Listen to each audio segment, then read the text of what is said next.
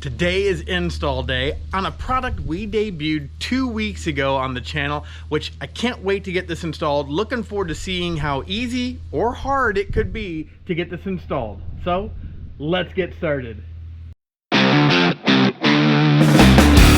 Hey, welcome to the channel. I'm Nick, aka Dad, and if you're not a subscriber, don't forget to smash that subscribe button, because Monk and we are constantly finding tips, tricks, and products that we use on our Bronco that you can use on yours.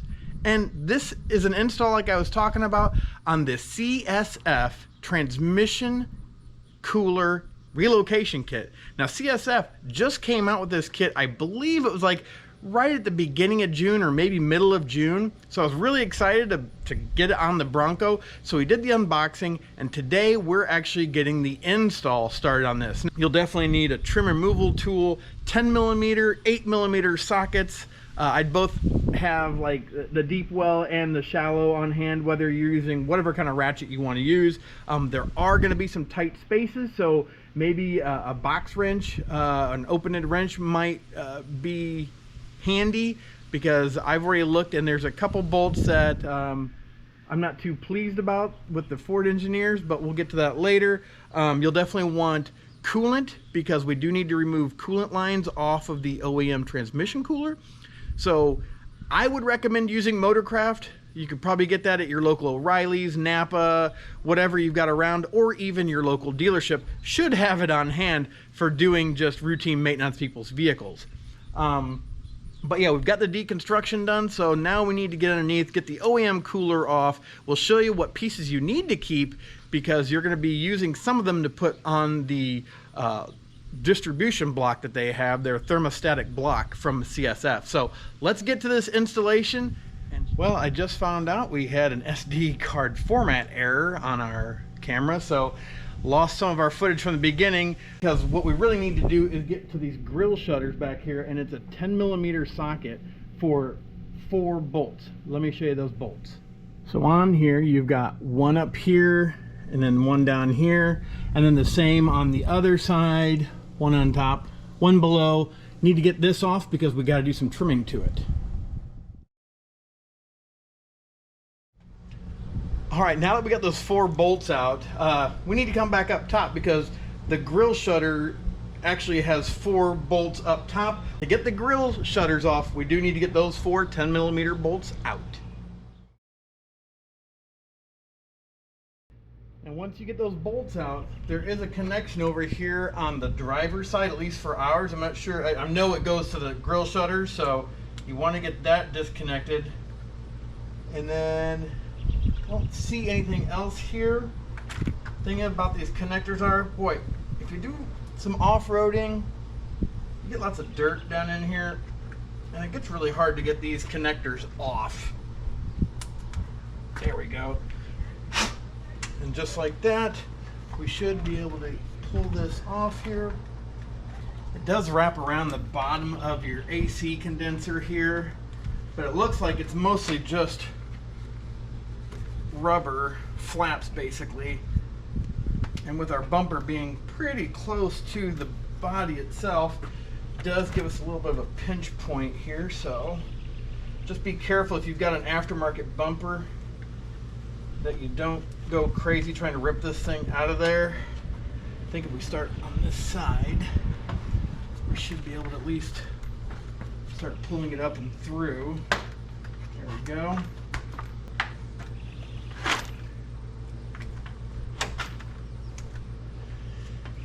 All right, and there we go. Now we've got the grill shutters out, and yeah, like I was saying, all of these plastic pieces or rubber pieces are what we're going to need to trim up, I believe.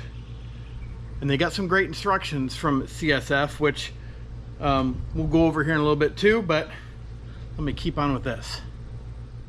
Just a side note, I got so many wires down in here. I've got the ones coming off of the winch. I've got our Baja Designs fog lights, the SAE fog lights, you know, wires coming from both sides, and then just, you know, kind of all accumulating over here and going up to the battery.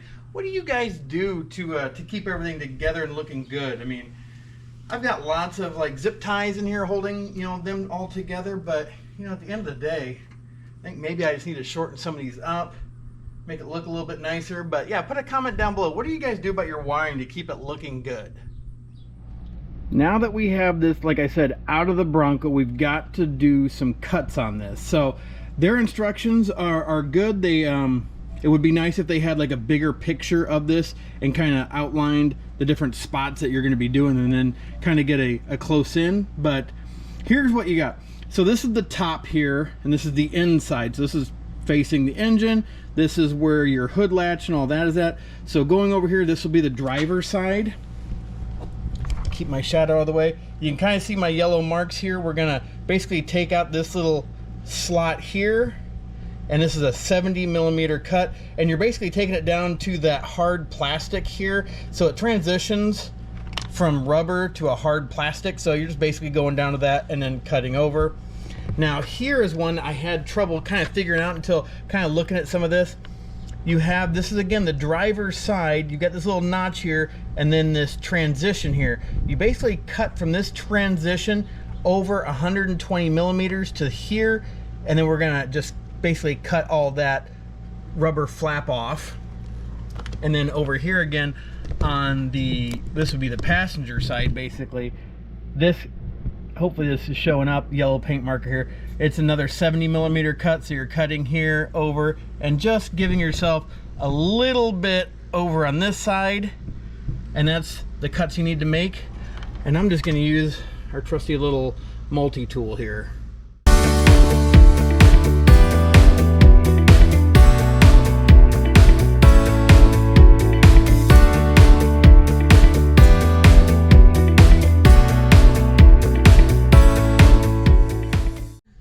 Now that we have all the relief cuts made on the grill shutter system that they have on this, now I need to get underneath the Bronco, and we need to get the skid plate off so we can get to the OEM transmission cooler, disconnect the lines on that, and there's going to be some things you need to reuse per the instructions, which again are really pretty well detailed. A few little things that we'll definitely make mention of for them to make some changes, but again, it is a new product, so they just appreciate all the positive feedback they can get.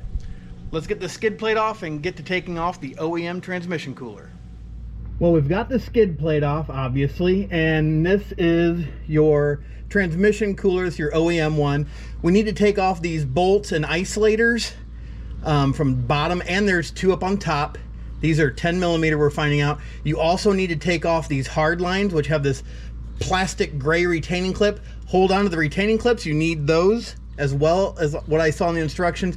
And then you've got these rubber lines as well that you need to disconnect, and I believe we're going to be using some of the hardware off of those as well. So we'll get this off, and then we're going to put it on that thermostatic block that they have, and we'll show you the pieces you're going to be using here in just a little bit.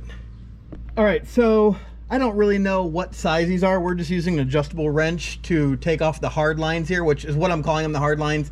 And make sure, I didn't really specify this, you need to have a pan under here, because obviously you've got fluid still in there, so you can see kind of some of the transmission fluid coming out, which ours is kind of a light brown, almost reddish. Yeah, it's still got a little bit of a red hue to it. But it is something we want to get done here pretty soon, and I think with this kit I'll be able to do what I want to, and show you that in an upcoming video. But we need to get the other hard line off. Once we get the other hard line off, it'll give us room to get to these flexible rubber hoses, and then once we get all that off, we can actually take the whole unit off with those 10mm bolts, and there's 4 of those. Well, as you can see, I've got a 5-gallon bucket under here along with my drain pan, because the 2 flexible lines do have your coolant that runs into the OEM cooler. So the line that's on the driver's side did let out a lot of coolant, and I was just a little bit afraid that our drain pan was going to get super full quick. So we grabbed this 5-gallon bucket just to be sure. It has since slowed down, but at first it was a lot of coolant coming out. So be prepared for that. Make sure you've got a bucket on hand just in case. But we need to get the rest of this out. We thought we'd get the lines off first. It would make more sense to be able to get to those upper bolts, which look like they're going straight down into this cross member to hold it on. So It's a little bit tricky to get to. We may end up using just like a 10 millimeter wrench to get it off. And I think that'll be the best way. So let me get this OEM cooler off. That took a lot longer than I expected to get off the OEM cooler. Now, again, it's gonna drop out coolant, it's gonna drop out transmission fluid. Have coolant available because our reservoir is empty currently. I just went up and checked. There's all of our lines there disconnected. Now the black lines have these little white connectors here. You need to push down on the towards the cooler itself. Push these guys in to be able to release them, and you may have to spin them a little bit, is what I did to get a good grip on them. The problem with this design for it, I'm going to talk to you guys now. This is stupid. You just put the bolts facing up into what is essentially the motor down there. Okay, there is no good way with everything you've jammed in here with the 2.7 to get to those bolts. This is my little rant right now, but that was what took the longest, trying to get a box wrench in there to 10 millimeter, which is what we use here, that had, you know, my little ratchet at the end. But those were so hard to get to and so hard to get out. So just be prepared, that's gonna take a while. Well, it is the next day. I end up stopping last night after just getting kind of frustrated with trying to get the OEM transmission cooler off. And the problem is, this is basically how it sits in the Bronco. And there's a cross member up here. Well, they've got two 10 millimeter bolts up here. And then there's actually, I found an 8 millimeter bolt as well that goes through and holds it in. And there's a Christmas tree clip on the passenger side of this bracket that you need to remove as well. So just got really frustrated with trying to get these 10 millimeter bolts out. I mistakenly took out the 8 millimeter, which was a good mistake. But now that we've got it all out, we can start putting together the CSF transmission cooler itself, because we're going to need to take off these little couplers on here, so be careful with those. We need to take off all these bushings that they use to hold it on with, which we just spilled some more transmission fluid out. So we need to take some parts off of this and put them on to their thermostatic block. All right, so we've got our thermostatic block here from CSF. The first thing in the instructions is you're going to take your two 8AN fittings, which are these guys here. It's in the bag that has the hose, and you're going to end up installing them in the top of the block like this. You're going to want to make sure these get tightened down. They have already the pre-installed O-rings on them. And I'm just going to use an adjustable wrench to get these on. So we'll get that done here in just a sec. Then you're going to take those plastic clips that we're holding on the hard lines, and you're going to slip them over here. There's a little rib that this will clamp onto. So those will be secure. And then you're actually going to use all four of the bushings with the bracket. So here's the bracket we're going to use to mount on the driver's side of where the OEM came from. And you're going to use the two bushings like I've got here already, but you're also going to take the other two bushings and we're going to sandwich them between the bracket and the actual block itself using their hardware in the kit.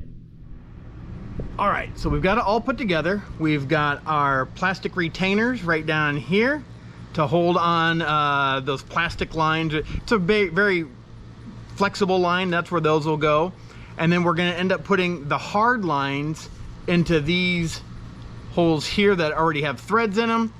I've got on the AN fittings up here on top and just use an adjustable wrench to do that. And then on the back, this is the bracket they provide from CSF. You're going to use all four bushings that came off the OEM cooler. You'll sandwich two, as you can see right here, using these longer bolts in the CSF kit. Yeah, you won't miss those, and it's just the bolts. There's no washers or anything that go with it. And I noticed on these bushings, there's a rubber side, and then there's actually the metal side where it goes, you know, it's the shim itself that goes into the tube that goes through. I'm putting the metal side against the CSF distribution block here, and then on the mounting surface as well, because it looks like that's the way they came off. So we'll get this installed underneath. It goes on the driver's side holes, and you will be using those 10mm bolts that we took out. You'll use 2 of those obviously then, and to put this in.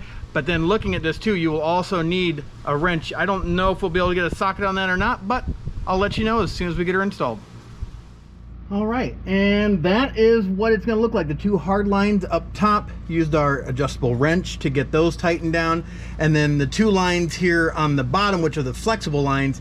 Now, as near as I can tell, this is correct by what their illustrations show. This line here that goes to the far side has a union right here. I'm not sure what this, there's definitely a sensor in this tube up here. So if I've got the flow wrong, I'm sure I'm gonna get some kind of light on that's gonna tell me that. And then we've got a couple clamps on here still. I'm just gonna try to snip these off without obviously getting the line, because they're just kind of in the way at this point. And we want it somewhat clean, you know, we want it to be clean looking install. So get rid of these here very carefully, get them out of the way. There we go. So yeah, that is the thermostatic block is now installed with the lines going into it. Now we just need to get the radiator put in so we can connect the AN fittings. So let's get to that. All right, so in the previous step when I was doing the block, I was going through the hardware and noticed I had 2 lock washers and 2 washers, and they're kind of this gold plated zinc, whatever you want. I'm not sure exactly what they are, but yeah, those do go on the distribution block. Those long bolts, those have to go there because we've got everything mounted up for the cooler itself. And the nice thing is the bolts already had a lock washer and washer already on them, so there's no guessing there.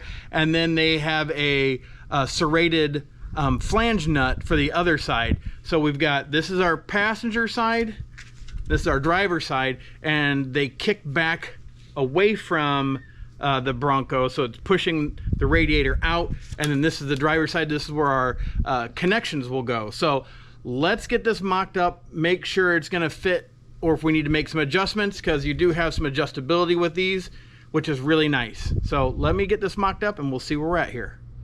Well, there it is. We've got it all mounted up, or basically I got these bolts tightened down, that bolt tightened down on both sides. We still got to run our AN lines down to the block, but really this looks really good.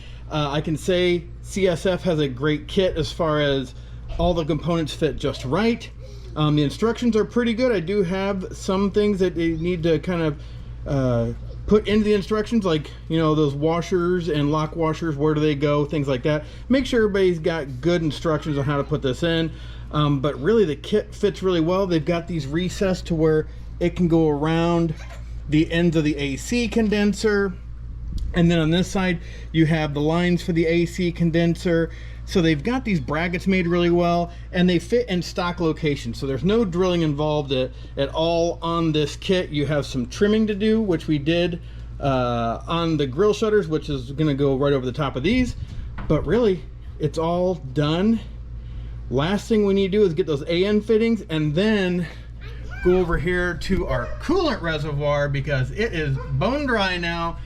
We'll get everything buttoned up, we'll take it out for a drive and let you know how it goes.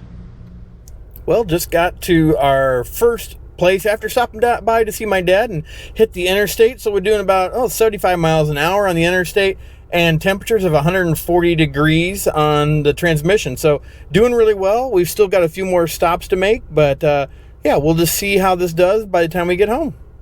Well, you can see I'm currently running around 63 miles an hour, about 17 RPM, and we're running about 149 right now, which it was really pretty steady at 145, but now we've gained a couple degrees doing some stop and go stuff. The interstate, we stopped for a little bit.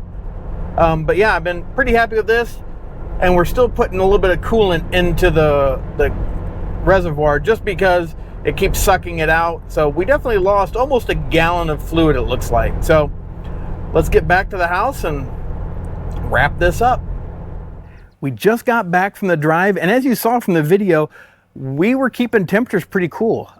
We never got over 149 degrees, which is about 15 to 25 degrees less than what we usually have it, just daily driving it. Couple tips: don't forget to get a gallon of coolant before you start this, because once you undo the OEM cooler, you're gonna lose a gallon of coolant, which is what we went through. I've filled up our reservoir multiple times, letting it run and pull it in. We've gone through that whole gallon. So we'll post a link down below for the coolant you're gonna want from Motorcraft, which we got at our local O'Reilly's here in town.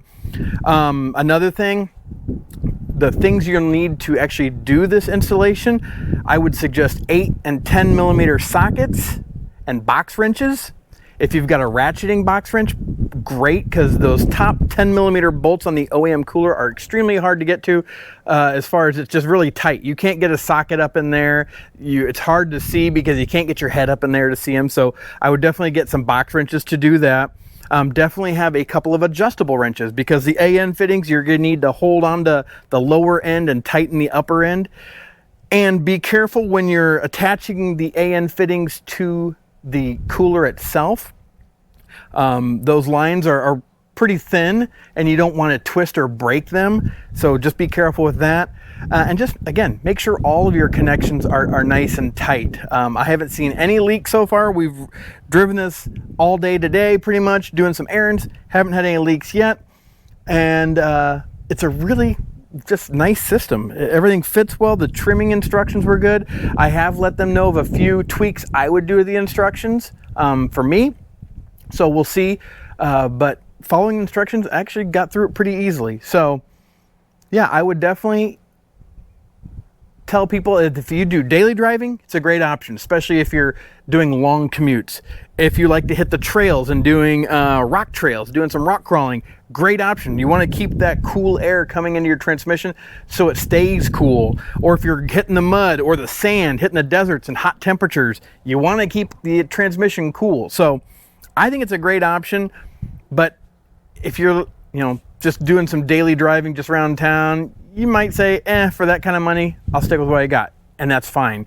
But this does move it into a better place up in front, getting cool air. So I definitely would recommend it if you're looking to upgrade your cooling system for your transmission. But as always, don't forget to smash that subscribe button, because Monk and I, we are constantly finding tips, tricks, and products that we use on our Bronco that you can use on yours. But have a blessed day. Bye.